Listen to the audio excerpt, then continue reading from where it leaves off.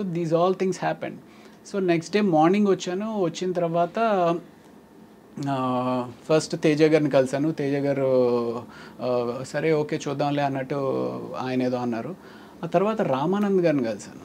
రామానంద్ అనే అతను, ఆయనకి నాకు ఎంత పర్ఫెక్ట్గా జెల్ అయింది అంటే, ఐ మీన్ ఆయన ఏం చెప్తారు ఏం అడుగుతారు అనేది నాకు ఏదో అర్థమైపోతా ఉన్నట్టు అనిపించింది. సరే వచ్చేసాను, అయిపోయింది. ఫస్ట్ డే అయిపోయింది, సెకండ్ డే అయిపోయింది, నేను తెచ్చుకుని డబ్బులు అయిపోయినాయి. అక్కడ ఒక అసిస్టెంట్ డైరెక్టర్ పరిచయం అయ్యాడు. తనతోడు అన్న ఏంటండి ఇది 3 రోజులు అయిపోయింది, ఏం చెప్పట్లేదు, నా పరిస్థితి ఏంటి, నేను ఎక్కడ ఉండాలి ఏంటి అంటే, ఎక్కడ ఉంటావు, నాతో వచ్చేస్తావా, ఉస్మానియా యూనివర్సిటీ హాస్టల్లో ఉంటాను, నాతో వచ్చే హాస్టల్కి వచ్చా అని చెప్పేసి అన్నాడు. ఆ అబ్బాయి ఒకవేళ ఇది ఒకపోయినా సరే నేను వెళ్ళిపోయేవాడినేమో వెనక్కి. సో తను వచ్చామన్నాడు కదా అని చెప్పి తనతో పాటు తనతో వెళ్ళిపోయాను. సో తను ఆ ఆఫీస్ అట్మాస్ఫియర్ ఇవన్నీ ఎక్స్ప్లెయిన్ చేయడం, సినిమా ఎక్స్ప్లెయిన్ చేయడం. సో అలాగా everything was just as if it was arranged for you, arranged dots అన్ని కనెక్ట్ చేస్తే ఇప్పుడు. Exactly. But first film when it didn't work out and you wanted to ఎలాగో ఆ పట్టుదలతోటి, ఆ తర్వాత ఏం జరిగిందంటే మీకు ఎలా భరోసా వచ్చింది that I will be fine అని? అంటే ప్రాబబ్లీ ఆ యాక్టింగ్ ఇన్స్టిట్యూట్లో ట్రావెల్ అవడం అనేది కూడా అది కూడా మళ్ళీ జరిగింది. And then I started noticing that okay అప్పుడు నాకు అసలు ఏం అర్థం అవ్వలేదు, ఇప్పుడు కొంత బాగానే అర్థమవుతుంది అనేది అనిపించిన తర్వాత ఈ యాక్టింగ్ ఇన్స్టిట్యూట్స్కి ఎవరో ఒకళ్ళు డైరెక్టర్స్, ఎవరైతే యాక్టర్స్ తోటి రిక్వైర్మెంట్ ఉంటుందో వాళ్ళు వస్తూ ఉంటారు. అలాగా జైన్సీ పరంజీ గారు ప్రభాస్ తోటి ఈశ్వర్ సినిమా చేస్తున్నాము అనే ఒక కొత్త సినిమా చేస్తున్నాం కొత్త వాళ్ళతోటి అన్నట్టుగా ఆయన వచ్చారనమాట. అప్పుడు ప్రభాస్ కొత్త వాళ్ళు. సో ఆ సినిమాకి ఆడిషన్స్ కోసం అన్నట్టుగా ఆయన వచ్చారు. ఆయనతో పాటు అశోక్ కుమార్ గారిని ప్రొడ్యూసర్ రావడం. సో అక్కడ నేను ఇలా చెప్పాను, అంటే నువ్వు హీరో కింద చేసావు కదమ్మా అంటే, పర్వాలేదు sir, I just want get back, ఎలాంటి క్యారెక్టర్ ఇచ్చినా పర్వాలేదు చేస్తాను అంటే, అందులో ఒక చిన్న నెగిటివ్ రోల్ ఏదో ఉంటే ఆ నెగిటివ్ రోల్ ఇచ్చారనమాట. సో అప్పుడు మీకేం అనిపించలేదా, అయ్యో నేను హీరోని కదా, నేను హీరో మెటీరియల్ని కదా, నేను ప్రభాస్లా పొడుగ్గా ఉన్నాను కదా? అంటే నాకు అలా అనిపించలేదండి, నిజంగా అలా అనిపించలేదు. అంటే ఓవరాల్ ఆ సిచ్యువేషన్లో ఆ టైంకి నాకు అనిపించింది ఏంటి అంటే, ఈ ఇండస్ట్రీలో ఉండాలి అంటే ముందు సర్వైవ్ అవ్వాలి అంటే హీరో ఆయన పట్టుకుని కూర్చుంటే నిన్ను సపోర్ట్ చేసి నీ బ్యాక్గ్రౌండ్లో ఎవరో నీ మీద ఇన్వెస్ట్ చేసి డబ్బులు పెట్టేవాళ్ళు ఉండరు. సో సర్వైవ్ అవ్వాలి అంటే ఏదో ఒకటి చేయాలి కదా అన్నట్టుగానే అనుకున్నాను. అంటే ఇన్ఫ్యాక్ట్ ఆ టైంలో నాకు ఎలా ఉండేది అంటే, మెడిసిన్ వదిలేసాము, ఇంటికి తిరిగి వెళ్ళలేము అనే ఒక పిచ్చి పట్టుదలతో ఈరోజు పొద్దున్న 9 గంటలకు నేను ఇంటి నుంచి బయటికి వెళ్ళాను అంటే, ఏదో ఒక సినిమాలో ఛాన్స్ ఓకే అయితే కానీ నేను ఇంటికి రాను అనుకుని బయట కారులో పడుకునిపోయిన రోజులు కూడా ఉన్నాయండి. అయ్యా. అంటే నేను ఇంటికి వెళ్ళను, పొద్దున్నే వెళ్ళి స్నానం చేసేసి మళ్ళీ బయలుదేరతా, అలా అనుకుని బయలుదేరి చాలా అయితే మీరు స్ట్రగుల్ అయ్యారు. Oh my god. But mentally what was your state of mind? అంటే ఎక్కడైనా I want to go back to my profession, medicine నేను ప్రాక్టీస్ చేస్తాను, ఇంకా చదువుతాను అంటే ఒక 2 years దీని మీద ఇన్వెస్ట్ చేశాను అనమాట. 2 years ఇన్వెస్ట్ చేసిన తర్వాత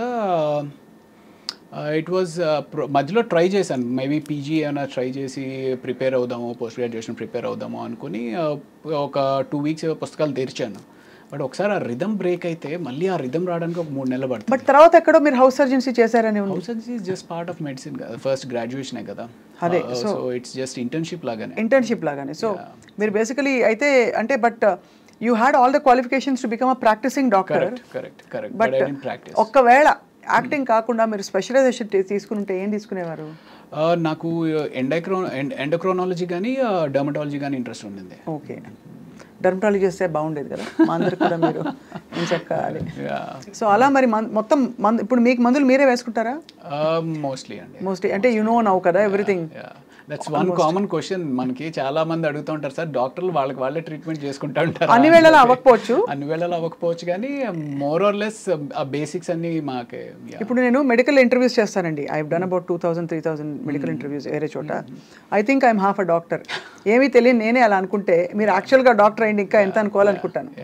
అంటే యూజువల్గా మనకి దగ్గు, జలుబు, జ్వరం ఇలాంటివి ఏమన్నా సరే మనమే చేసేసుకుంటాం.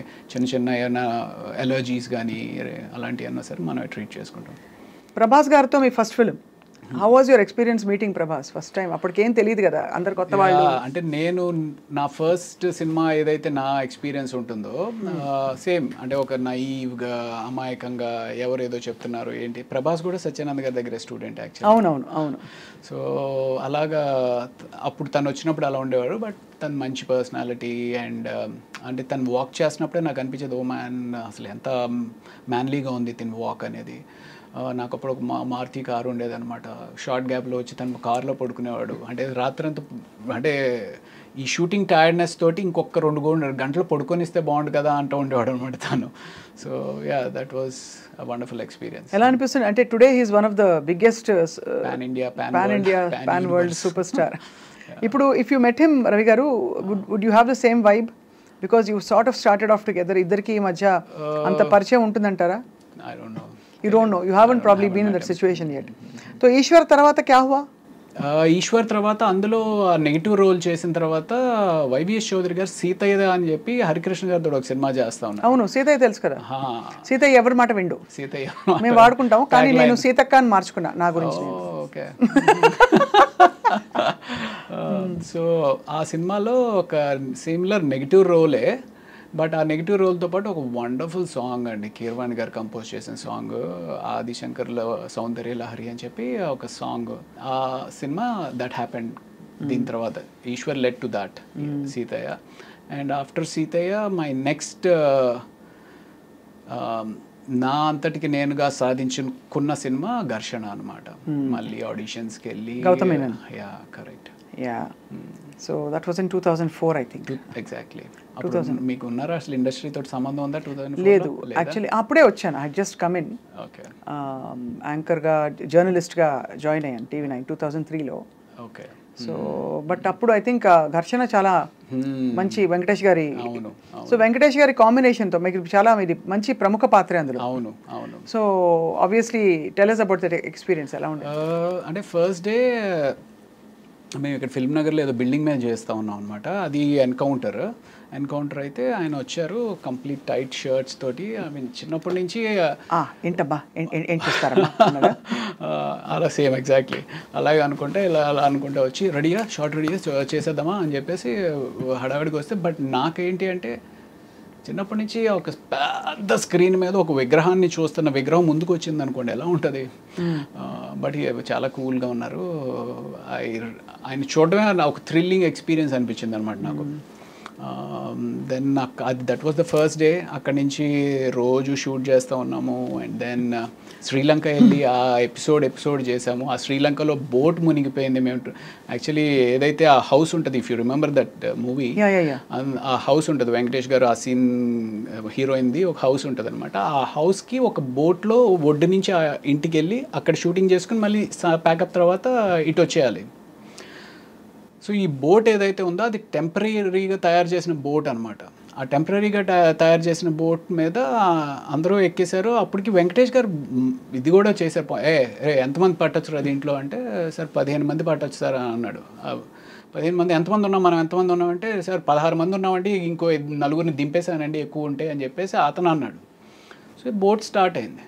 బోట్ స్టార్ట్ అయితే కరెక్ట్గా వెంకటేష్ గారు ఆ సీన్ మాట్లాడుకుంటూ ఉన్నారు. ఏంటి మీరు శివమణి అనే సినిమాకి థాయిలాండ్లో ఏదో బోట్ ఎక్స్పీరియన్స్ అయిందంట కదా, బోట్ మునిగిపోతుందంట కదా, ఇది ఇలా మాట్లాడుతున్నారు. నేను ఇలా చూస్తుంటే బోట్లో ఇంక నీళ్ళు వస్తున్నాయి. ఏంట్రా నీళ్ళు వస్తున్నాయి అనుకుంటున్నా. అలా వస్తున్నాయి, అలా స్పీడ్గా ఎక్కువైపోతూ ఉంది. సరే ఇటు వస్తున్నాయి కదా, ఇటు మునిగిపోతుంది కాబట్టి అందరం ఇటు వచ్చేద్దాం అన్నట్టుగా నేను ఇటు వచ్చాను కదా, అది ఆగట్లా. అలాగే నీళ్ళు వచ్చేస్తున్నాయి అని అరుస్తూ ఉన్నాం. ఇంతలో ఇటు వచ్చాము, అది విత్ ఇన్ సెకండ్స్ మొత్తం టాపులు అయిపోయింది. మీరు పడ్డారు?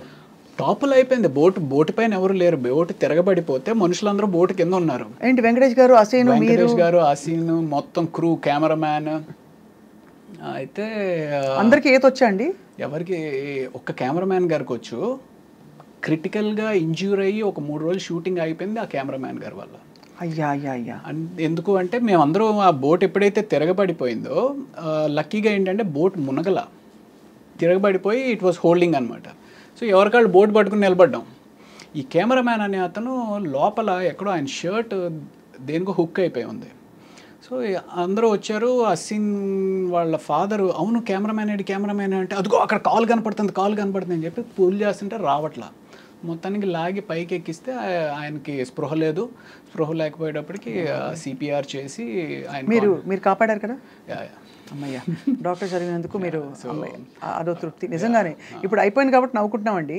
But imagine what could have happened. Correct. Was it very deep ఇది? లేదు అంటే 30 feet it was. 30 feet 30 feet చాలండి. మనం ఎంత ఉంటాం, ఎంత కష్టపడినా కూడా 6 గంటలు ఉండం కదా. అంతే, మనకేం పెద్ద డీప్ అవసరం లేదు. ఒక 7 అడుగులు ఉంటే చాలు పోవడానికి. అదే అది 7 అడుగులు కూడా అవసరం. ఆ బోట్ ఇప్పుడు షర్ట్ని పట్టుకుంది, పైకి రాలేకపోతే చాలు కదా. అది 5 అడుగుల్లో పైకి రాలేకపోయినా అయిపోయి ఉండేది. ఇట్స్ వెరీ స్కేరీ అండి, వెరీ స్కేరీ. కరెక్ట్.